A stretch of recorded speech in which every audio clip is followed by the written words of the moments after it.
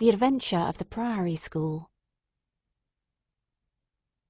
We have had some dramatic entrances and exits upon our small stage at Baker Street, but I cannot recollect anything more sudden and startling than the first appearance of Thornycroft Huxtable, M.A., Ph.D., etc. His card, which seemed too small to carry the weight of his academic distinctions, preceded him by a few seconds, and then he entered himself, so large, so pompous, and so dignified, that he was the very embodiment of self-possession and solidity. And yet his first action, when the door had closed behind him, was to stagger against the table, whence he slipped down upon the floor, and there was that majestic figure prostrate and insensible upon our bearskin hearthrug. We had sprung to our feet, and for a few moments we stared in silent amazement at this ponderous piece of wreckage, which told of some sudden and fatal storm far out on the ocean of life. Then Holmes hurried with a cushion for his head, and I with brandy for his lips. The heavy, white face was seamed with lines of trouble, the hanging pouches under the closed eyes were leaden in colour, the loose mouth drooped dolorously at the corners, the rolling chins were unshaven. Collar and shirt bore the grime of a long journey, and the hair bristled unkempt from the well-shaped head.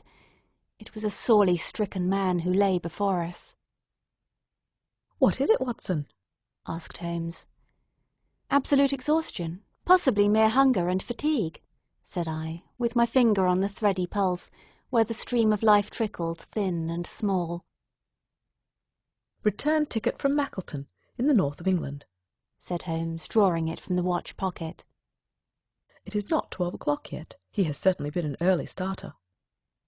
The puckered eyelids had begun to quiver, and now a pair of vacant grey eyes looked up at us. An instant later the man had scrambled onto his feet, his face crimson with shame. "Forgive this weakness, Mr. Holmes. I have been a little overwrought. Well, thank you. If I might have a glass of milk and a biscuit, I have no doubt that I should be better. I came personally, Mr. Holmes, in order to ensure that you would return with me. I feared that no telegram would convince you of the absolute urgency of the case."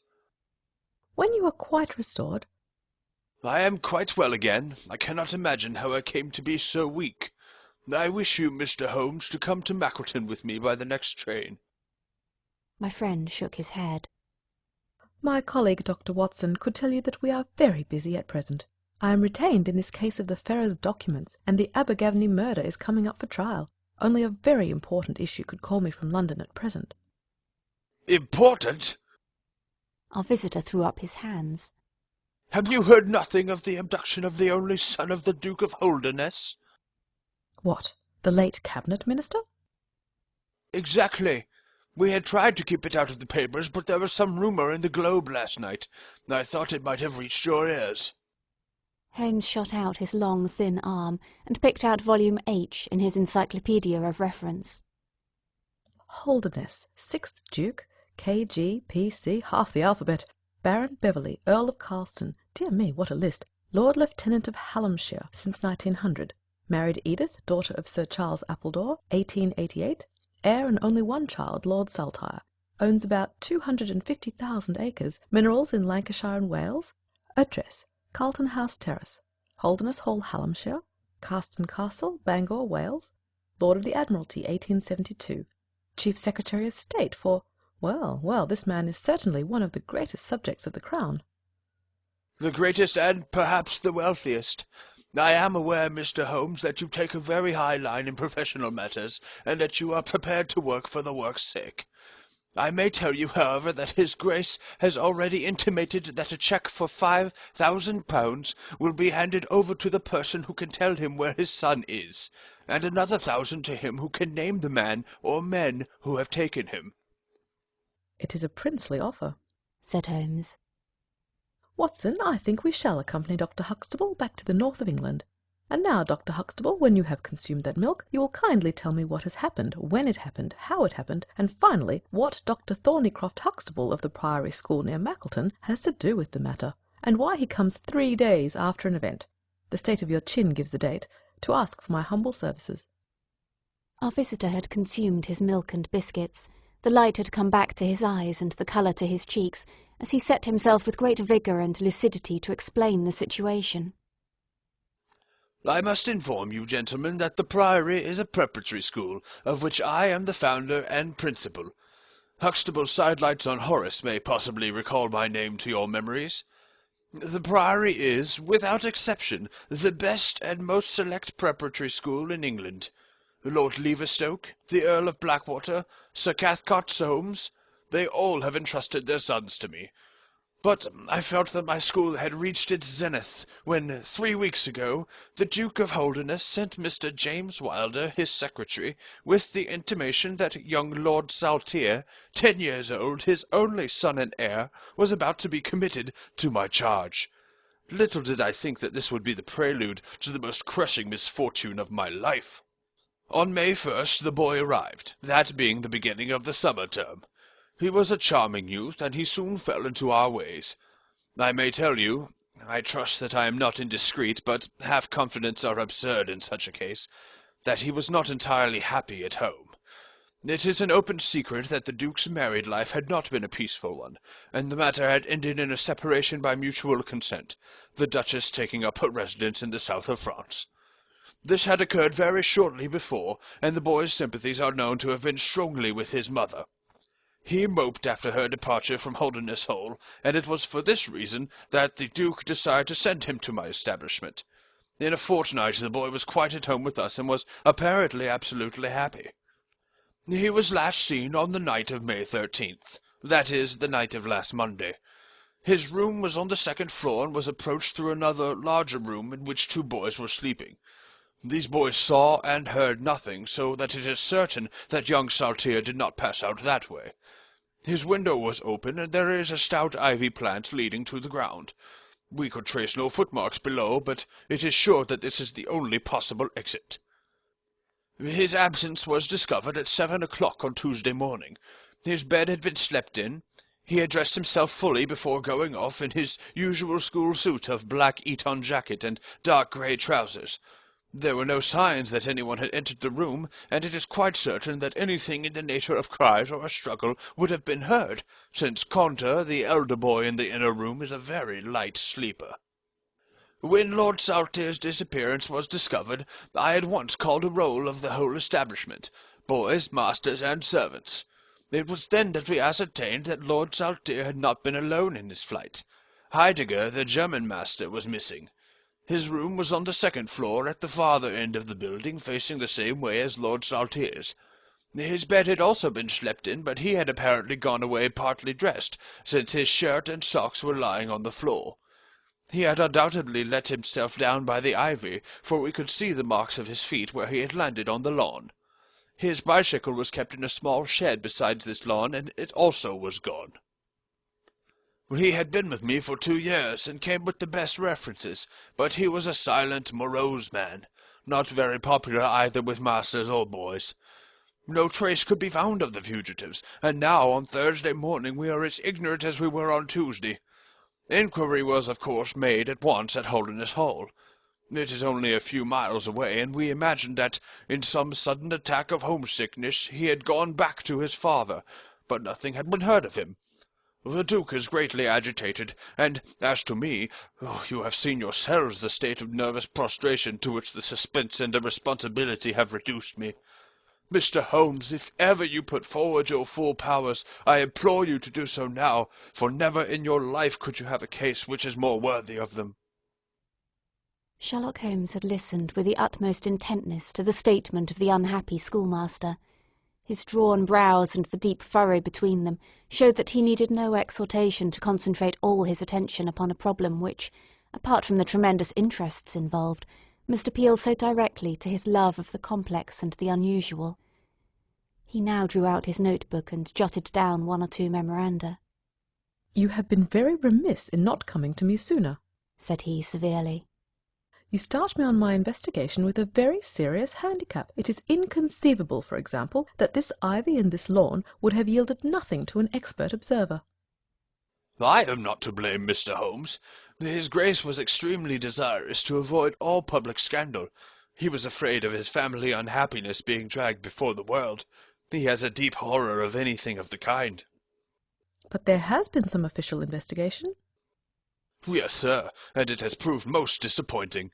An apparent clue was at once obtained, since a boy and a young man were reported to have been seen leaving a neighbouring station by an early train. Only last night we had news that the couple had been hunted down in Liverpool, and they proved to have no connection whatever with the matter in hand. Then it was that, in my despair and disappointment, after a sleepless night, I came straight to you by the early train. I suppose the local investigation was relaxed while this false clue was being followed up. It was entirely dropped. So that 3 days have been wasted. The affair has been most deplorably handled. I feel it and admit it. And yet the problem should be capable of ultimate solution. I shall be very happy to look into it. Have you been able to trace any connection between the missing boy and this German master? None at all. Was he in the master's class? No, he never exchanged a word with him so far as I know. That is certainly very singular. Had the boy a bicycle? No. Was any other bicycle missing? No. Is that certain? Quite. Well now, you do not mean to seriously suggest that this German rode off upon a bicycle in the dead of the night, bearing the boy in his arms? Certainly not. Then what is the theory in your mind? The bicycle may have been a blind. It may have been hidden somewhere, and the pair gone off on foot. Quite so, but it seems rather an absurd blind, does it not? Were there any other bicycles in this shed? Several. Would he not have hidden a couple had he desired to give the idea that they had gone off upon them? I suppose he would. Of course he would. The blind theory won't do, but the incident is an admirable starting point for an investigation. After all, a bicycle is not an easy thing to conceal or to destroy. One other question. Did anyone call to see the boy on the day before he disappeared? No. Did he get any letters? Yes, one letter. From whom? From his father. Do you open the boy's letters? No. How do you know it was from the father? The coat of arms was on the envelope, and it was addressed in the Duke's peculiar stiff hand. Besides, the Duke remembers having written. When had he a letter before that? Not for several days. Had he ever had one from France? No, never. You see the point of my questions, of course. Either the boy was carried off by force, or he went of his own free will. In the latter case, you would expect that some prompting from outside would be needed to make so young a lad do such a thing. If he has had no visitors, that prompting must have come in letters. Hence I try to find out who were his correspondents. I fear I cannot help you much. His only correspondent, so far as I know, was his own father. Who wrote to him on the very day of his disappearance. Were the relations between father and son very friendly? His Grace is never very friendly with anyone. He is completely immersed in large public questions, and is rather inaccessible to all ordinary emotions. But he was always kind to the boy in his own way. But the sympathies of the latter were with the mother? Yes. Did he say so? No. The Duke, then? Good heaven, no. Then how could you know? I have had some confidential talks with Mr. James Wilder, His Grace's secretary. It was he who gave me the information about Lord Saltier's feelings. I see. By the way, that last letter of the Duke's, was it found in the boy's room after he was gone? No, he had taken it with him. I think, Mr. Holmes, it is time that we were leaving for Euston. I will order a four-wheeler. In a quarter of an hour we shall be at your service. If you are telegraphing home, Mr. Huxtable, it would be well to allow the people in your neighbourhood to imagine that the inquiry is still going on in Liverpool, or wherever else that red herring led your pack. In the meantime, I will do a little quiet work at your own doors, and perhaps the scent is not so cold, but that 2 old hounds like Watson and myself may get a sniff of it. That evening found us in the cold, bracing atmosphere of the Peak Country, in which Dr. Huxtable's famous school is situated. It was already dark when we reached it. A card was lying on the hall table, and the butler whispered something to his master, who turned to us with agitation in every heavy feature. "The Duke is here," said he. "The Duke and Mr. Wilder are in the study. Come, gentlemen, and I will introduce you." I was, of course, familiar with the pictures of the famous statesman, but the man himself was very different from his representation. He was a tall and stately person, scrupulously dressed, with a drawn, thin face, and a nose which was grotesquely curved and long. His complexion was of a dead pallor, which was more startling by contrast with a long dwindling beard of vivid red, which flowed down over his white waistcoat, with his watch-chain gleaming through its fringe. Such was the stately presence who looked stonily at us from the centre of Dr. Huxtable's hearthrug. Beside him stood a very young man, whom I understood to be Wilder, the private secretary. He was small, nervous, alert, with intelligent light blue eyes and mobile features. It was he who at once, in an incisive and positive tone, opened the conversation. "I called this morning, Dr. Huxtable, too late to prevent you from starting for London. I learned that your object was to invite Mr. Sherlock Holmes to undertake the conduct of this case. His Grace is surprised, Dr. Huxtable, that you should have taken such a step without consulting him." When I learned that the police had failed... His Grace is by no means convinced that the police have failed. But surely, Mr. Wilder... You are well aware, Dr. Huxtable, that His Grace is particularly anxious to avoid all public scandal. He prefers to take as few people as possible into his confidence. The matter can easily be remedied, said the browbeaten doctor. Mr. Sherlock Holmes can return to London by the morning train. Hardly that, Doctor, hardly that, said Holmes in his blandest voice. This northern air is invigorating and pleasant, so I propose to spend a few days upon your moors, and to occupy my mind as best I may. Whether I have the shelter of your roof or of the village inn is of course for you to decide. I could see that the unfortunate doctor was in the last stage of indecision, from which he was rescued by the deep, sonorous voice of the red-bearded Duke, which boomed out like a dinner gong. "I agree with Mr. Wilder, Dr. Huxtable, that you would have done wisely to consult me. But since Mr. Holmes has already been taken into your confidence, it would indeed be absurd that we should not avail ourselves of his services. Far from going to the inn, Mr. Holmes, I should be pleased if you would come and stay with me at Holderness Hall." "I thank your Grace. For the purposes of my investigation, I think that it would be wiser for me to remain at the scene of the mystery." "Just as you like, Mr. Holmes.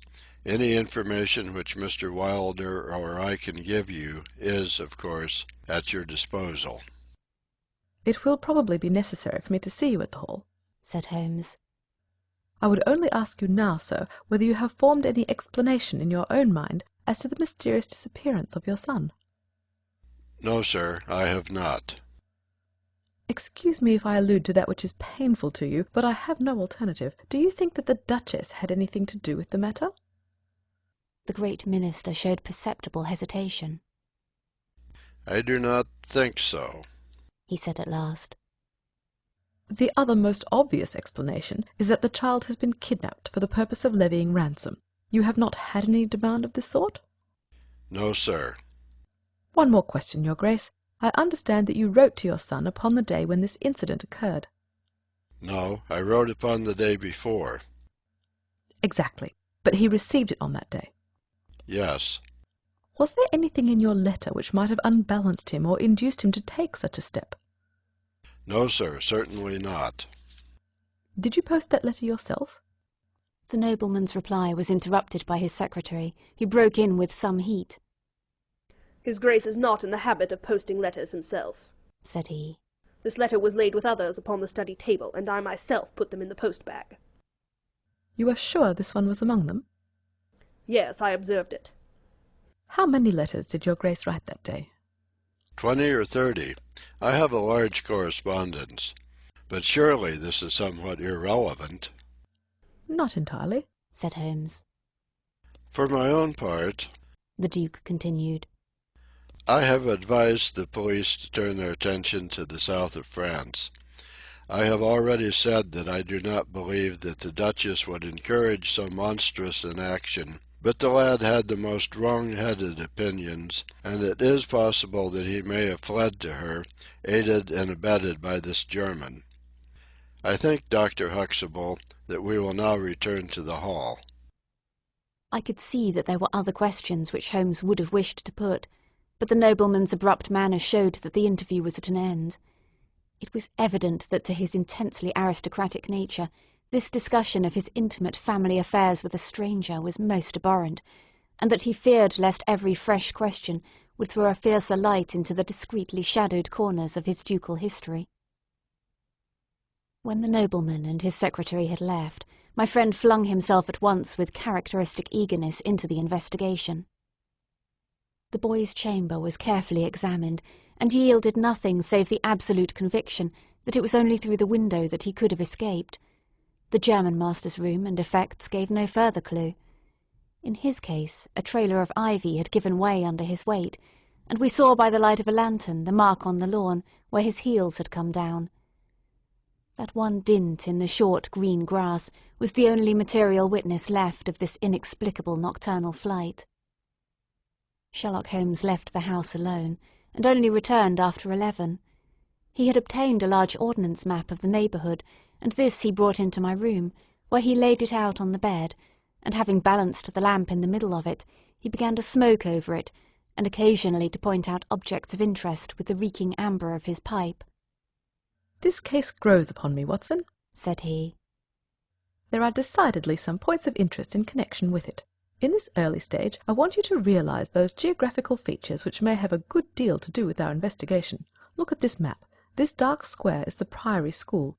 I'll put a pin on it. Now, this line is the main road. You see that it runs east and west past the school, and you see also that there is no side road for a mile either way. If these two folk passed away by road, it was this road." "Exactly." "By a singular and happy chance, we are able to some extent to check what passed along this road during the night in question. At this point, where my pipe is now resting, a county constable was on duty from 12 to 6. It is, as you perceive, the first cross-road on the east side. This man declares that he was not absent from his post for an instant, and he is positive that neither boy nor man could have gone that way unseen.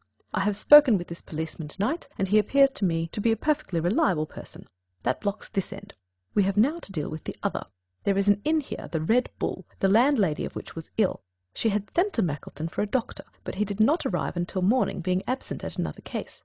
The people at the inn were alert all night, awaiting his coming, and one or other of them seems to have continually had an eye upon the road. They declare that no one passed. If their evidence is good, then we are fortunate enough to be able to block the west, and also to be able to say that the fugitives did not use the road at all."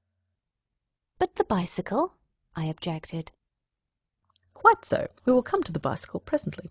To continue our reasoning, if these people did not go by the road, they must have traversed the country to the north of the house or to the south of the house. That is certain. Let us weigh the one against the other. On the south of the house is, as you perceive, a large district of arable land cut up into small fields, with stone walls between them. There I admit that a bicycle is impossible. We can dismiss the idea. We turn to the country on the north. Here lies a grove of trees marked as the Ragged Shore, and on the further side stretches a great rolling moor, Lower Gilmore, extending for 10 miles and sloping gradually upward. Here at one side of this wilderness is Holderness Hall, 10 miles by road, but only 6 across the moor. It is a peculiarly desolate plain. A few more farmers have small holdings where they rear sheep and cattle. Except these, the plover and the curlew are the only inhabitants until you come to the Chesterfield High Road. There is a church there, you see, a few cottages and an inn. Beyond that, the hills become precipitous. Surely it is here to the north that our quest must lie." "But the bicycle?" I persisted. "Well, well," said Holmes impatiently. "A good cyclist does not need a high road. The moor is intersected with paths, and the moon was at the full. Hello, what's this?" There was an agitated knock at the door, and an instant afterwards Dr. Huxtable was in the room. In his hand he held a blue cricket cap with a white chevron on the peak. "At last we have a clue," he cried. "Thank heaven, at last we are on the dear boy's track. It is his cap." "Where was it found?" "In the van of the gypsies who camped on the moor. They left on Tuesday. Today the police traced them down and examined their caravan. This was found." "How did they account for it?" "They shuffled and lied, said that they found it on the moor on Tuesday morning. They know where he is, the rascals. Thank goodness they are all safe under lock and key. Either the fear of the law or the Duke's purse will certainly get out of them all that they know." "So far, so good," said Holmes, when the doctor had at last left the room.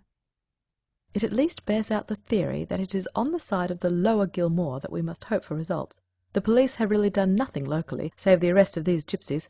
Look here, Watson, there is a watercourse across the moor. You can see it marked here on the map. In some parts it widens into a morass. This is particularly so in the region between Holderness Hall and the school. It is vain to look elsewhere for tracks in this dry weather, but at that point there is certainly a chance of some record being left. I will call you early tomorrow morning, and you and I will try if we can throw some little light upon the mystery." The day was just breaking when I woke to find the long, thin form of Holmes by my bedside. He was fully dressed and had apparently already been out. "I have done the lawn and bicycle shed," said he. "I have also had a ramble through the ragged shore. Now, Watson, there is cocoa ready in the next room. I must beg you to hurry, for we have a great day before us." His eyes shone, and his cheek was flushed with the exhilaration of the master workman who sees his work lie ready before him. A very different Holmes, this active, alert man, from the introspective and pallid dreamer of Baker Street. I felt, as I looked upon that supple figure, alive with nervous energy, that it was indeed a strenuous day that awaited us. And yet it opened in the blackest disappointment. With high hopes we struck across the peaty russet moor, intersected with 1,000 sheep paths, until we came to the broad light green belt which marked the morass between us and Holderness. Certainly, if the lad had gone homeward, he must have passed this, and he could not pass it without leaving his traces, but no sign of him or the German could be seen. With a darkening face my friend strode along the margin, eagerly observant of every muddy stain upon the mossy surface. Sheep marks there were in profusion, and at one place, some miles down, cows had left their tracks. Nothing more. "Check number 1, said Holmes, looking gloomily over the rolling expanse of the moor. "There is another morass down yonder, and a narrow neck between. Hello, hello, hello! What have we here?" We had come on a small black ribbon of pathway. In the middle of it, clearly marked on the sodden soil, was the track of a bicycle. "Hurrah!" I cried. "We have it!" But Holmes was shaking his head, and his face was puzzled and expectant rather than joyous. "A bicycle, certainly, but not the bicycle," said he. "I am familiar with 42 different impressions left by tyres. This, as you perceive, is a Dunlop, with a patch upon the outer cover. Heidegger's tyres were Palmer's, leaving longitudinal stripes. Aveling, the mathematical master, was sure upon the point. Therefore it is not Heidegger's track." "The boy's, then?" "Possibly, if we could prove a bicycle to have been in his possession. But this we have utterly failed to do. This track, as you perceive, was made by a rider who was going from the direction of the school." "Or towards it?" "No, no, my dear Watson. The more deeply sunk impression is, of course, the hind wheel upon which the weight rests. You perceive several places where it has passed across and obliterated the more shallow mark of the front one. It was undoubtedly heading away from the school. It may or may not be connected with our inquiry, but we will follow it backwards before we go any further." We did so, and at the end of a few hundred yards lost the tracks as we emerged from the boggy portion of the moor. Following the path backwards, we picked out another spot where a spring trickled across it. Here, once again, was the mark of the bicycle, though nearly obliterated by the hoofs of cows. After that there was no sign, but the path ran right on into Ragged Shaw, the wood which backed on to the school. From this wood the cycle must have emerged. Holmes sat down on a boulder and rested his chin in his hands. I had smoked 2 cigarettes before he moved. "Well, well," said he at last. "It is of course possible that a cunning man might change the tyres of his bicycle in order to leave unfamiliar tracks. A criminal who is capable of such a thought is a man whom I should be proud to do business with. We will leave this question undecided, and hark back to our morass again, for we have left a good deal unexplored." We continued our systematic survey of the edge of the sodden portion of the moor, and soon our perseverance was gloriously rewarded. Right across the lower part of the bog lay a miry path. Holmes gave a cry of delight as he approached it. An impression like a fine bundle of telegraph wires ran down the centre of it. It was the Palmer tyres. "Here is Herr Heidegger, sure enough," cried Holmes exultantly. "My reasoning seems to have been pretty sound, Watson." "I congratulate you." "But we have a long way still to go. Kindly walk clear of the path. Now, let us follow the trail. I fear it will not lead very far." We found, however, as we advanced, that this portion of the moor is intersected with soft patches, and, though we frequently lost sight of the track, we always succeeded in picking it up once more. "Do you observe," said Holmes. "That the rider is now undoubtedly forcing the pace. There can be no doubt of it. Look at this impression where you get both tyres clear. This one is as deep as the other. That can only mean that the rider is throwing his weight onto the handlebar, as a man does when he is sprinting. By Jove, he has had a fall." There was a broad, irregular smudge covering some yards of the track. Then there were a few footmarks, and the tyres reappeared once more. "A side slip," I suggested. Holmes held up a crumpled branch of flowering gorse. To my horror I perceived that the yellow blossoms were all dabbled with crimson. On the path, too, and among the heather, were dark stains of clotted blood. "Bad," said Holmes. "Bad. Stand clear, Watson. Not an unnecessary footstep. What do I read here? He fell wounded. He got up. He remounted. He proceeded. But there is no other track. Cattle on this side path. He was surely not gored by a bull. Impossible. But I see no traces of anyone else. We must push on, Watson. Surely, with the stains as well as the track to guide us, he cannot escape us now." Our search was not a very long one. The tracks of the tyre began to curve fantastically upon the wet and shining path. Suddenly, as I looked ahead, the gleam of metal caught my eye from amid the thick gorse bushes. Out of them we dragged a bicycle, palmer-tired, one pedal bent, and the whole front of it horribly smeared and slobbered with blood. On the other side of the bushes a shoe was projecting. We ran round, and there lay the unfortunate rider. He was a tall man, full-bearded, with spectacles, one glass of which had been knocked out. The cause of his death was a frightful blow upon the head, which had crushed in part of his skull. That he could have gone on after receiving such an injury said much for the vitality and courage of the man. He wore shoes but no socks, and his open coat disclosed a nightshirt beneath it. It was undoubtedly the German master. Holmes turned the body over reverently, and examined it with great attention. He then sat in deep thought for a time, and I could see by his ruffled brow that this grim discovery had not, in his opinion, advanced us much in our inquiry. "It is a little difficult to know what to do, Watson," said he at last.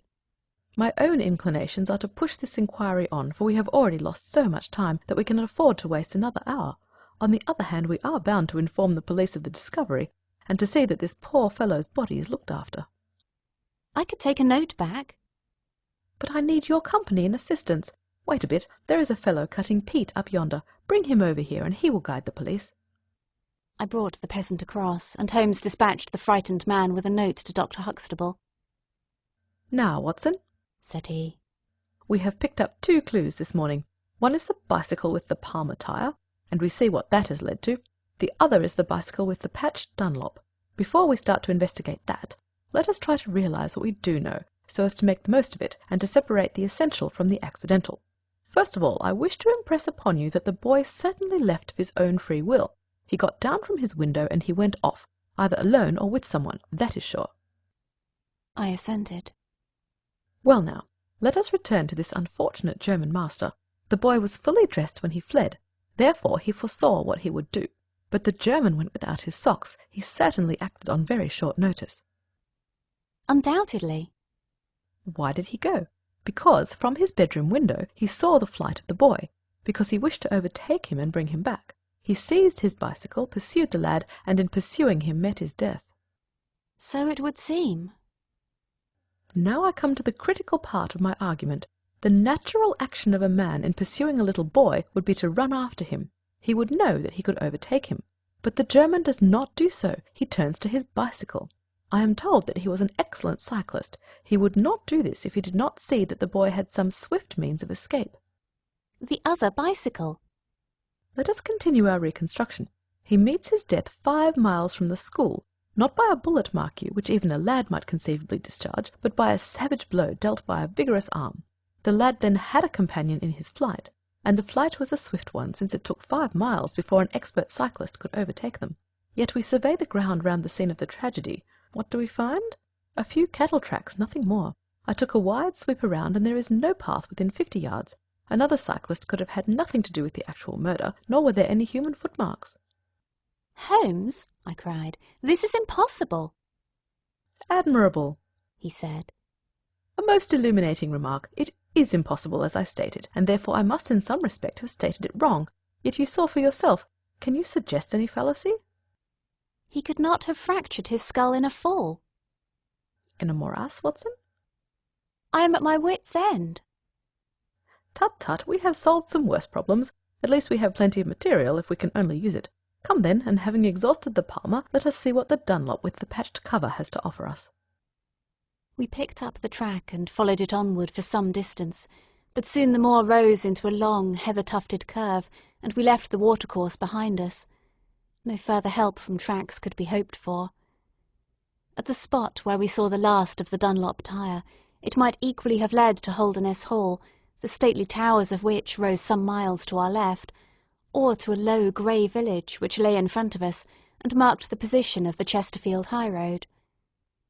As we approached the forbidding and squalid inn, with the sign of a gamecock above the door, Holmes gave a sudden groan, and clutched me by the shoulder to save himself from falling.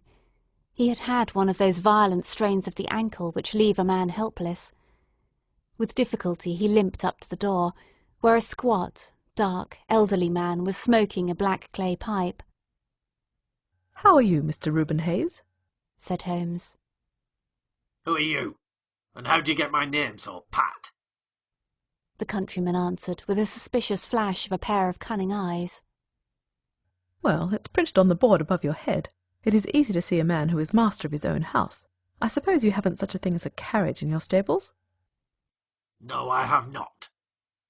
"I can hardly put my foot to the ground." "Don't put it to the ground."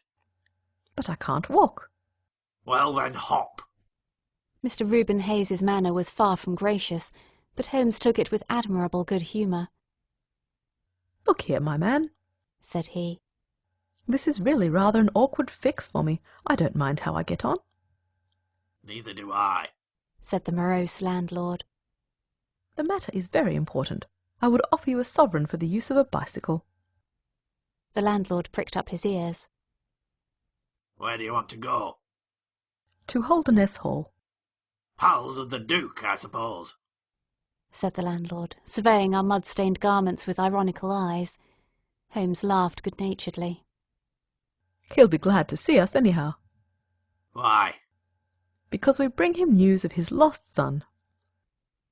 The landlord gave a very visible start. "What, you're on his track?" "He has been heard of in Liverpool. They expect to get him every hour." Again a swift change passed over the heavy, unshaven face. His manner was suddenly genial. "I've less reason to wish the Duke well than most men," said he. "for I was his head coachman once, and cruel bad he treated me. It was him that sacked me, without a character, on the word of a lying corn chandler. But I'm glad to hear that the young lord was heard of in Liverpool, and I'll help you to take the news to the Hall." "Thank you," said Holmes. "We'll have some food first, and then you can bring around the bicycle." "I haven't got a bicycle." Holmes held up a sovereign. "I tell you, man, that I haven't got one. I'll let you have 2 horses as far as the Hall." "Well, well," said Holmes. "we'll talk about it when we've had something to eat." When we were left alone in the stone-flagged kitchen, it was astonishing how rapidly that sprained ankle recovered. It was nearly nightfall, and we had eaten nothing since early morning, so that we spent some time over our meal. Holmes was lost in thought, and once or twice he walked over to the window and stared earnestly out. It opened onto a squalid courtyard. In the far corner was a smithy, where a grimy lad was at work. On the other side were the stables. Holmes had sat down again after one of these excursions, when he suddenly sprang out of his chair with a loud exclamation. "By heaven, Watson, I believe that I've got it!" he cried. Yes, yes, it must be so. Watson, do you remember seeing any cow tracks today?" "Yes, several." "Where?" "Well, everywhere. They were at the morass, and again on the path, and again near where poor Heidegger met his death." "Exactly. Well now, Watson, how many cows did you see on the moor?" "I don't remember seeing any." "Strange, Watson, that we should see tracks all along our line, but never a cow on the whole moor. Very strange, Watson, eh?" "Yes, it is strange." Now, Watson, make an effort. Throw your mind back. Can you see those tracks upon the path? Yes, I can. Can you recall that the tracks were sometimes like that, Watson? He arranged a number of breadcrumbs in this fashion. And sometimes like this, ... and occasionally like this, ... Can you remember that? No, I cannot. But I can. I could swear to it. However, we will go back at our leisure and verify it. What a blind beetle I have been not to draw my conclusion. And what is your conclusion? Only that it is a remarkable cow which walks, canters, and gallops. By George, Watson, it was no brain of a country publican that thought out such a blind as that. The coast seems to be clear, save for that lad in the smithy. Let us slip out and see what we can see. There were 2 rough-haired, unkempt horses in the tumble-down stable. Holmes raised the hind leg of one of them and laughed aloud. Old shoes, but newly shod. Old shoes, but new nails. This case deserves to be a classic. Let us go across to the smithy. The lad continued his work without regarding us. I saw Holmes's eye darting to right and left among the litter of iron and wood which was scattered about the floor. Suddenly, however, we heard a step behind us, and there was the landlord, his heavy eyebrows drawn over his savage eyes, his swarthy features convulsed with passion. He held a short, metal-headed stick in his hand, and he advanced in so menacing a fashion that I was right glad to feel the revolver in my pocket. "You infernal spies!" the man cried. "What are you doing there?" Why, Mr. Reuben Hayes, said Holmes coolly. One might think that you were afraid of our finding something out. The man mastered himself with a violent effort, and his grim mouth loosened into a false laugh, which was more menacing than his frown. "You're welcome to all you can find out in my smithy," said he. "But look here, mister, I don't care for folk poking about my place without my leave, so the sooner you pay your score and get out of this, the better I shall be pleased." All right, Mr. Hayes, no harm meant, said Holmes. We have been having a look at your horses, but I think I'll walk after all. It is not far, I believe. "Not more than 2 miles to the hall gates. That's the road to the left." He watched us with sullen eyes until we had left his premises. We did not go very far along the road, for Holmes stopped the instant that the curve hid us from the landlord's view. We were warm, as the children say, at that inn, said he. I seem to grow colder every step that I take away from it. No, I can't possibly leave it. I am convinced, said I, that this Reuben Hayes knows all about it. A more self-evident villain I never saw. Oh, he impressed you that way, did he? There are the horses, there is the smithy. Yes, it is an interesting place, this Fighting Cock. I think we shall have another look at it in an unobtrusive way. A long, sloping hillside, dotted with grey limestone boulders, stretched behind us. We had turned off the road, and were making our way up the hill, when, looking in the direction of Holderness Hall, I saw a cyclist coming swiftly along. "Get down, Watson!" cried Holmes, with a heavy hand upon my shoulder. We had hardly sunk from view when the man flew past us on the road. Amid a rolling cloud of dust I caught a glimpse of a pale, agitated face, a face with horror in every lineament, the mouth open, the eyes staring wildly in front. It was like some strange caricature of the dapper James Wilder, whom we had seen the night before. "The Duke's secretary!" cried Holmes. "Come, Watson, let us see what he does." We scrambled from rock to rock, until in a few moments we had made our way to a point from which we could see the front door of the inn. Wilder's bicycle was leaning against the wall beside it. No one was moving about the house, nor could we catch a glimpse of any faces at the windows. Slowly the twilight crept down as the sun sank behind the high towers of Holderness Hall. Then, in the gloom, we saw the 2 side lamps of a trap light up in the stable-yard of the inn, and shortly afterwards heard the rattle of hoofs as it wheeled out into the road and tore off at a furious pace in the direction of Chesterfield. "What do you make of that, Watson?" Holmes whispered. "It looks like a flight." A single man in a dog-cart, so far as I could see. Well, it certainly was not Mr. James Wilder, for there he is at the door. A red square of light had sprung out of the darkness. In the middle of it was the black figure of the secretary, his head advanced, peering out into the night. It was evident that he was expecting someone. Then, at last, there were steps in the road. A second figure was visible for an instant against the light. The door shut, and all was black once more. 5 minutes later, a lamp was lit in a room upon the first floor. "It seems to be a curious class of custom that is done by the fighting cock," said Holmes. "The bar is on the other side." "Quite so. These are what one may call the private guests. Now, what in the world is Mr. James Wilder doing in that den at this hour of night, and who is the companion who comes to meet him there?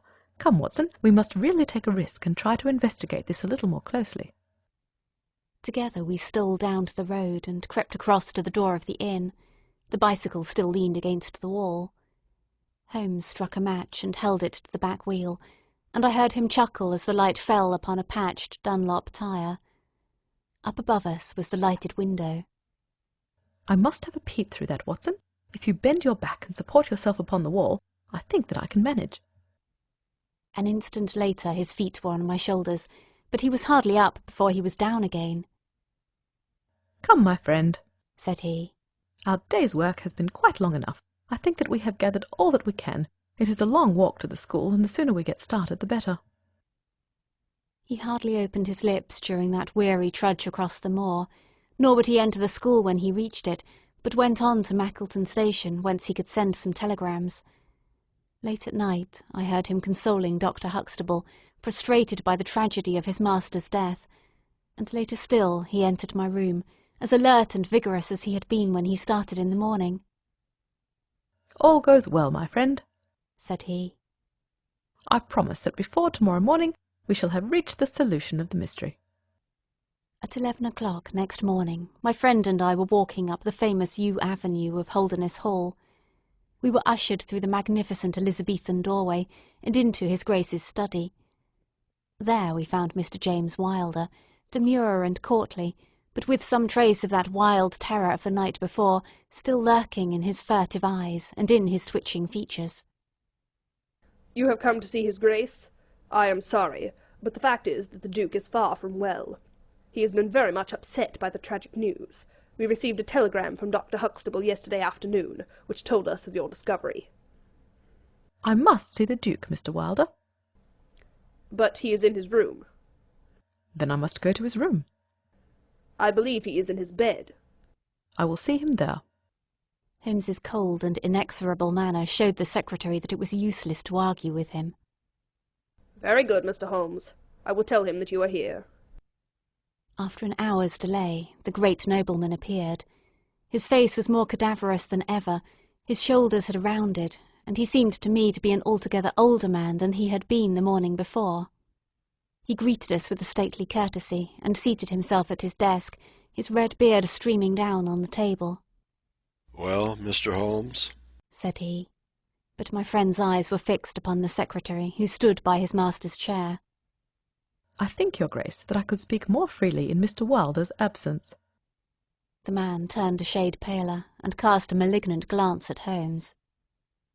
"If your Grace wishes—" Yes, yes, you had better go. Now, Mr. Holmes, what have you to say?" My friend waited until the door had closed behind the retreating secretary. "The fact is, your Grace," said he, "that my colleague Dr. Watson and myself had an assurance from Dr. Huxtable that a reward had been offered in this case. I should like to have this confirmed from your own lips." "Certainly, Mr. Holmes."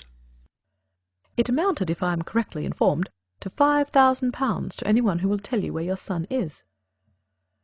"Exactly." "And another 1,000 to the man who will name the person or persons who keep him in custody." "Exactly." Under the latter heading is included, no doubt, not only those who may have taken him away, but also those who conspire to keep him in his present position?"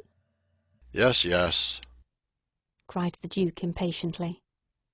"If you do your work well, Mr. Sherlock Holmes, you will have no reason to complain of niggardly treatment." My friend rubbed his thin hands together with an appearance of avidity which was a surprise to me, who knew his frugal tastes. "I fancy that I see your Grace's cheque-book upon the table," said he. I should be glad if you would make me out a cheque for £6,000. It would be as well perhaps for you to cross it. The Capital and Counties Bank, Oxford Street branch, my agents. His Grace sat very stern and upright in his chair, and looked stonily at my friend. Is this a joke, Mr. Holmes? It is hardly a subject for pleasantry. Not at all, your Grace. I was never more earnest in my life. What do you mean, then? I mean that I have earned the reward. I know where your son is, and I know some, at least, of those who are holding him. The Duke's beard had turned more aggressively red than ever against his ghastly white face. Where is he? He gasped. He is, or was last night, at the Fighting Cock Inn, about 2 miles from your park gate. The Duke fell back in his chair. And whom do you accuse? Sherlock Holmes's answer was an astounding one. He stepped swiftly forward and touched the Duke upon the shoulder. I accuse you, said he. And now, your Grace, I'll trouble you for that cheque. Never shall I forget the Duke's appearance as he sprang up and clawed with his hands, like one who is sinking into an abyss. Then, with an extraordinary effort of aristocratic self-command, he sat down and sank his face in his hands. It was some minutes before he spoke. How much do you know? He asked at last, without raising his head. I saw you together last night. Does anyone else beside your friend know? I have spoken to no one. The Duke took a pen in his quivering fingers and opened his cheque-book. I shall be as good as my word, Mr. Holmes. I am about to write your cheque, however unwelcome the information which you have gained may be to me. When the offer was first made, I little thought the turn which events might take. But you and your friend are men of discretion, Mr. Holmes? I hardly understand, your Grace. I must put it plainly, Mr. Holmes. If only you two know of this incident, there is no reason why it should go any farther. I think £12,000 is the sum that I owe you, is it not? But Holmes smiled and shook his head. I fear, your Grace, that matters can hardly be arranged so easily. There is the death of this schoolmaster to be accounted for. But James knew nothing of that. You cannot hold him responsible for that. It was the work of this brutal ruffian whom he had the misfortune to employ. I must take the view, your Grace, that when a man embarks upon a crime, he is morally guilty of any other crime which may spring from it. Morally, Mr. Holmes, no doubt you are right. But surely not in the eyes of the law. A man cannot be condemned for a murder at which he was not present, and which he loathes and abhors as much as you do. The instant that he heard of it, he made a complete confession of me, so filled was he with horror and remorse. He lost not an hour in breaking entirely with the murderer. Oh, Mr. Holmes, you must save him. You must save him. I tell you that you must save him. The Duke had dropped the last attempt at self-command, and was pacing the room with a convulsed face, and with his clenched hands raving in the air. At last he mastered himself, and sat down once more at his desk. I appreciate your conduct in coming here before you spoke to anyone else, said he. At least we may take counsel how far we can minimize this hideous scandal. Exactly, said Holmes. I think, your Grace, that this can only be done by absolute frankness between us. I am disposed to help your Grace to the best of my ability, but in order to do so I must understand to the last detail how the matter stands. I realize that your words applied to Mr. James Wilder, and that he is not the murderer. No, the murderer has escaped. Sherlock Holmes smiled demurely. Your Grace can hardly have heard of any small reputation which I possess, or you would not imagine that it is so easy to escape me. Mr. Reuben Hayes was arrested at Chesterfield, on my information, at 11 o'clock last night. I had a telegram from the head of the local police before I left the school this morning. The Duke leaned back in his chair and stared with amazement at my friend. You seem to have powers that are hardly human, said he. So Reuben Hayes is taken. I am right glad to hear it, if it will not react upon the fate of James. Your secretary? No, sir, my son. It was Holmes's turn to look astonished. I confess that this is entirely new to me, Your Grace. I must beg you to be more explicit. I will conceal nothing from you. I agree with you that complete frankness, however painful it may be to me, is the best policy in this desperate situation to which James' folly and jealousy have reduced us. When I was a very young man, Mr. Holmes, I loved with such a love as comes only once in a lifetime. I offered the lady marriage, but she refused it on the grounds that such a match might mar my career. Had she lived, I would certainly never have married anyone else. She died and left this one child, whom for her sake I have cherished and cared for. I could not acknowledge the paternity to the world, but I gave him the best of educations, and since he came to manhood I have kept him near my person. He surmised my secret, and has presumed ever since upon the claim which he has upon me, and upon his power of provoking a scandal which would be abhorrent to me. His presence had something to do with the unhappy issue of my marriage. Above all, he hated my young legitimate heir from the first with a persistent hatred. You may well ask me why, under these circumstances, I still kept James under my roof. I answered that it was because I could see his mother's face in his, and for her dear sake there was no end to my long suffering. All her pretty ways, too, there was not one of them which he could not suggest and bring back to my memory. I could not send him away. But I feared so much lest he should do Arthur, that is, Lord Saltire, a mischief, that I dispatched him for safety at Dr. Huxtable's school. James came into contact with this fellow Hayes, because the man was a tenant of mine, and James acted as agent. The fellow was a rascal from the beginning, but, in some extraordinary way, James became intimate with him. He had always had a taste for low company. When James determined to kidnap Lord Saltire, it was of this man's service that he availed himself. You remember that I wrote to Arthur upon that last day. Well, James opened the letter, and inserted a note asking Arthur to meet him in a little wood called the Ragged Shaw, which is near to the school. He used the Duchess's name, and in that way got the boy to come.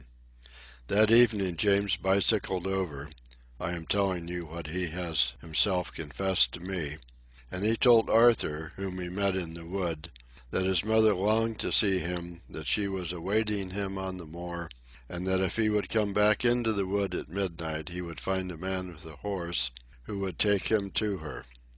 Poor Arthur fell into the trap. He came to the appointment and found this fellow Hayes with a led pony. Arthur mounted, and they set off together.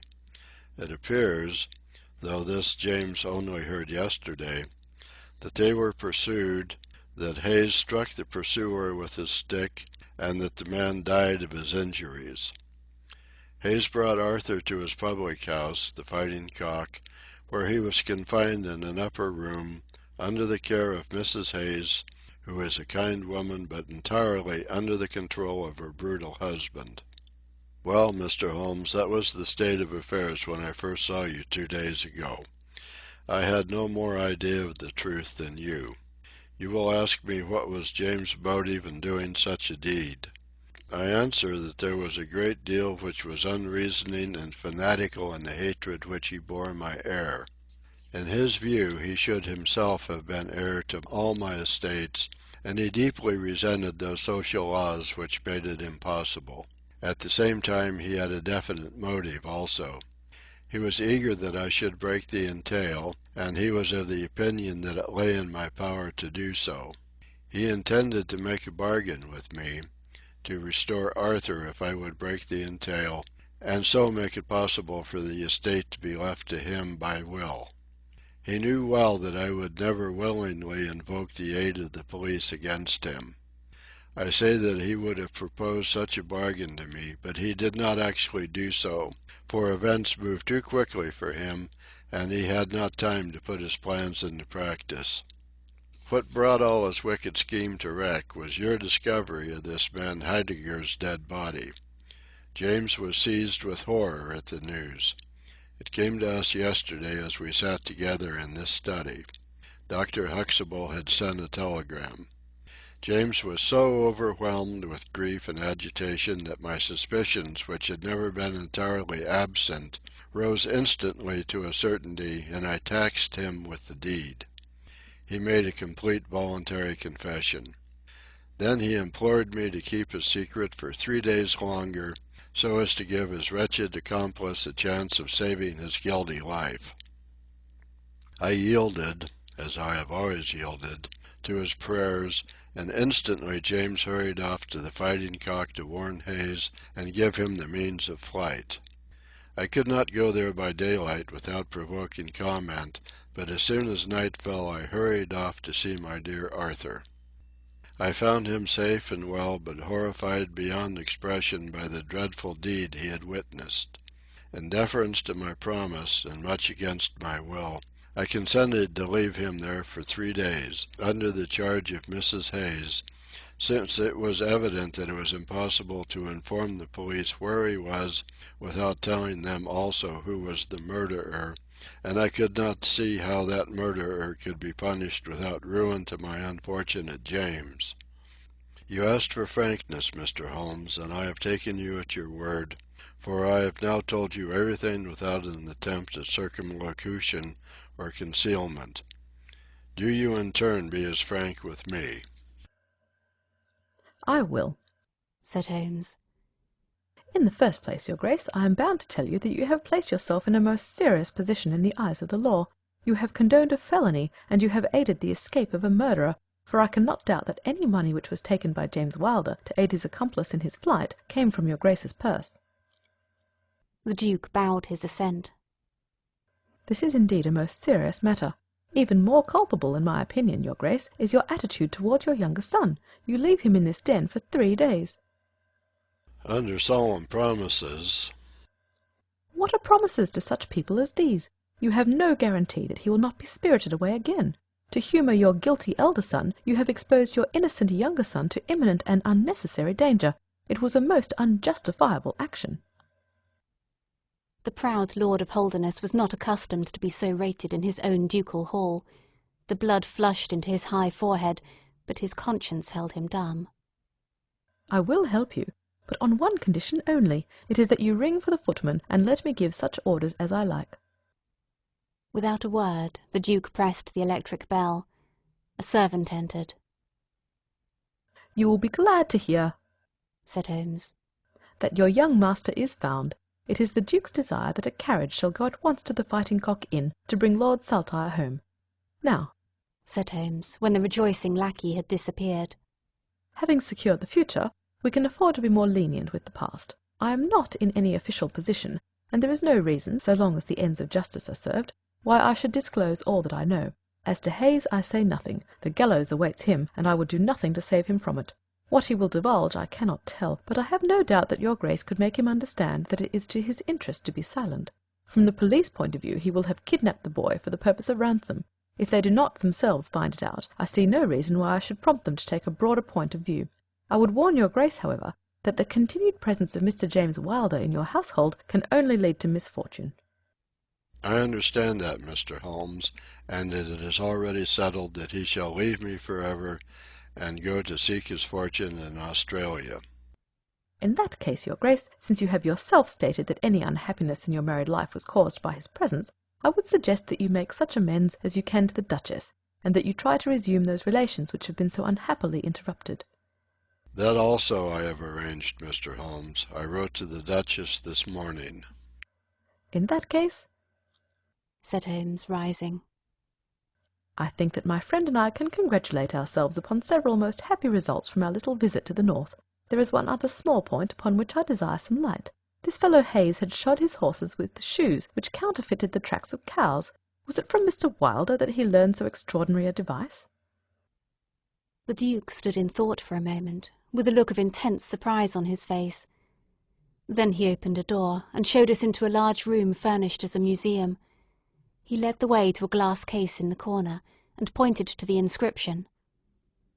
"These shoes," it ran, "were dug up in the moat of Holderness Hall. They are for the use of horses, but they are shaped below with a cloven foot of iron, so as to throw pursuers off the track. They are supposed to have belonged to some of the marauding barons of Holderness in the Middle Ages." Holmes opened the case, and moistening his finger he passed it along the shoe. A thin film of recent mud was left upon his skin. "Thank you," said he, as he replaced the glass. "It is the second most interesting object I have seen in the north." And the first? Holmes folded up his cheque and placed it carefully in his notebook. "I am a poor man," said he, as he patted it affectionately and thrust it into the depths of his inner pocket. End of section 5.